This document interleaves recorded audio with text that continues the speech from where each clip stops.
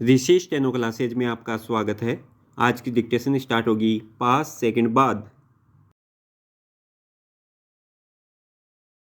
बच्चों की शिक्षा के प्रश्न को बस शिक्षाविदों नीति निर्धारकों और समाजशास्त्रियों पर नहीं छोड़ देना चाहिए।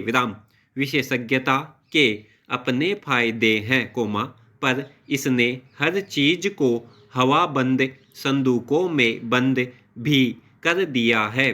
परिणाम यह हुआ कि हमारे अपने जीवन के साथ जो चीज़ें गहराई से जुड़ी हैं, उनके बारे में जानने के लिए भी हम विशेषज्ञों के पास जाते हैं। क्या शिक्षा मूल रूप से ऐसी विद्या नहीं जो जीवन को उसकी समग्रता में समझना सिखाए और सुख, दुख, पीड़ा, हास्य, प्रेम, करुणा, नफरत, युद्ध, कुदरत के साथ हमारे रिश्ते, जिंदगी के सभी रंगों के एक साथ हमारी मेज पर रख दे। शिक्षा के क्षेत्र में इसकी संभावना सबसे अधिक रही है, पर इसे हमने गवा दिया है, अपनी संकीर्ण समझ के कारण। स्कूलों में विषय तो पढ़ा दिए जाते हैं, पर जीवन का विराट क्षेत्र अछूता रह जाता है। शिक्षा बुद्धि को केंद्र में रखकर हृदय को अनदेखा कर देती है। जिन्हें हम शिक्षक कहते हैं, वास्तव में वे बस प्रशिक्षक भर बनकर रह जाते हैं। जीविका से संबंधित सूचनाएं देने वाले, एक संकीर्ण कोने में सिमटे हुए और जीवन के असीमित क्षेत्र से अनभिज्ञ और बेपरवाह है। हमारी शिक्षा का आधार है इनाम, सजा और तुलना। घर में माँ बाप और स्कूल में शिक्षक यही तरीका अपनाते हैं, बच्चों को पढ़ाने के लिए। कैसा लगता है जब अखबारों में पढ़ते हैं कि किसी 12 या 15 वर्ष के बच्चे ने कम अंक पाने की वजह से डरकर खुदकुशी कर ली। हम यही सोचकर संतुष्ट हो लेते हैं कि कम से कम हमारे घर में ऐसा नहीं हुआ। पर ऐसा नहीं। एक भी बच्चा ऐसा करता है, तो उसका कलंक हम सबके हिस्से में आता है। हमने मिलकर एक ऐसा माहौल बनाया है जिसमें सफलता की पूजा की जाती है। बच्चा हर समय दबाव में रहता है, यह मानने के लिए अभी हम तैयार नहीं हुए कि बच्चे की स्वाभाविक रुचि नहीं भी हो सकती पढ़ने में। शिक्षक पर सवाल नहीं उठाए जा सकते, क्योंकि सही वह है, जो शिक्षक कहे। अफसोस की भय का प्रतीक बन जाते हैं अधिकतर शिक्षक। चिंता, परेशानी, भय और झूठ से बच्चे का पहला परिचय अक्सर स्कूल में ही होता है।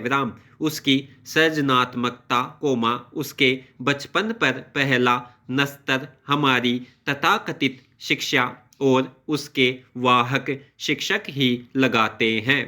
बचा कुचा काम माँ पिता और समाज कर देते हैं। मौसी तुमसे ज़्यादा अच्छा खाना बनाती है, तो माँ कैसा महसूस करेगी? या फिर कहें कि पापा, अंकल के पास आपसे अच्छा घर है, तो यकीन मानिए आप जितना पीड़ित होंगे, बच्चा आपसे कई गुना ज़्यादा दुखी होता है। तुलना से उसकी अंग्रेजी तो अच्छी होने से रही। हाँ, उसके मन पर एक जख्म और लग जाता है। हो सकता है कि बच्चा अंग्रेजी में कमज़ोर हो, लेकिन संगीत में बहुत अच्छा हो।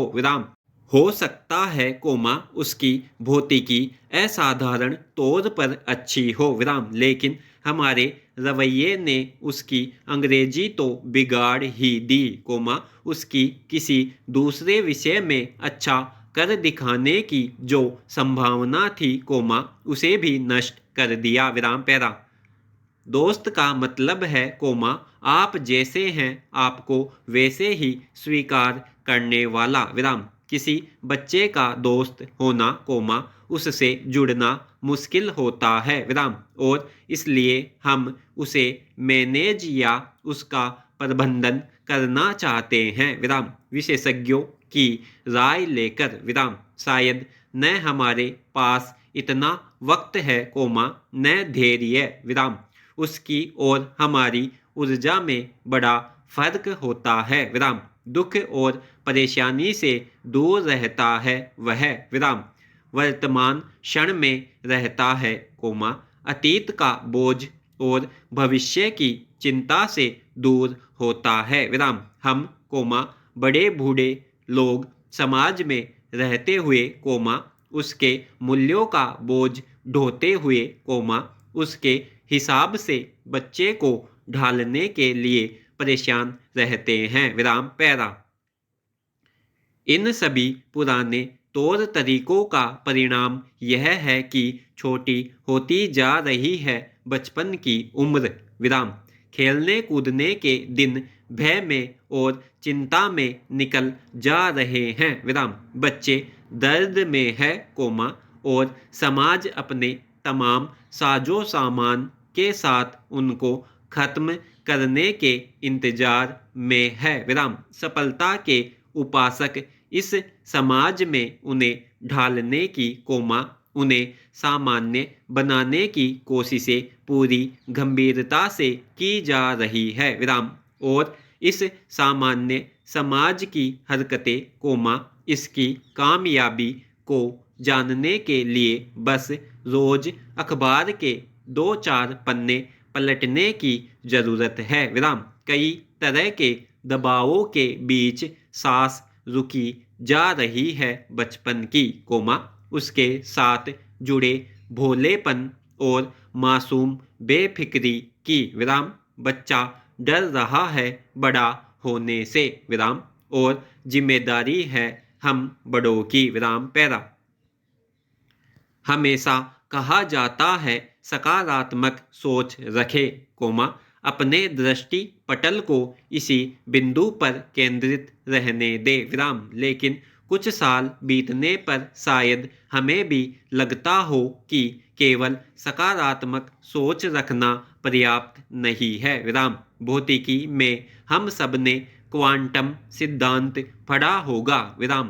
पूरा विश्व ऊर्जा की तरंगों से बना है और क्वांटम क्षेत्र में ऊर्जा की अलग अलग आवृत्तियां कार्य करती हैं विराम। तो इस क्वांटम सिद्धांत में समय काल का महत्व नहीं है और कुछ भी संभव हो सकता है विराम।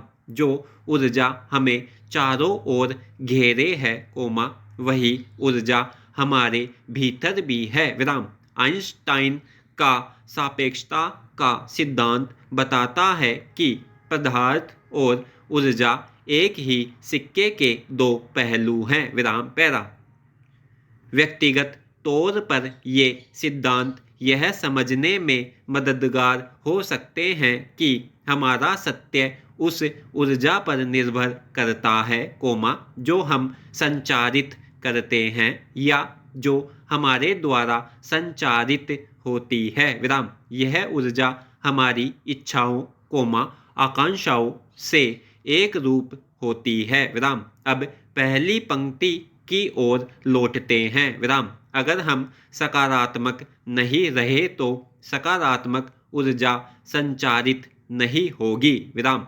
हमें सकारात्मक रहने की रटंत भर नहीं करनी है कोमा बल्कि खुद को उससे एकाकार भी करना है विराम। सीधा अर्थ यह है कि हमको सकारात्मक ऊर्जा केवल संचारित नहीं करनी कोमा बल्कि सकारात्मक ऊर्जा का पिंड हो जाना है विराम। बहुत उलझाव लग रहा है क्या, जबकि ऐसा करना बहुत आसान है विराम। अपनी इच्छाओं को अनुभूत करना शुरू कर दिया जाए विराम। ऐसा होगा कोमा तब वैसा हो जाएगा कोमा वैसा हो जाएगा कोमा फिर हम आनंदित होंगे के समीकरण को पलट दिया जाए विराम। हम आनंदित हो जाए कोमा फिर वैसा हो जाएगा कोमा जैसा हम चाहते हैं विराम समाप्त।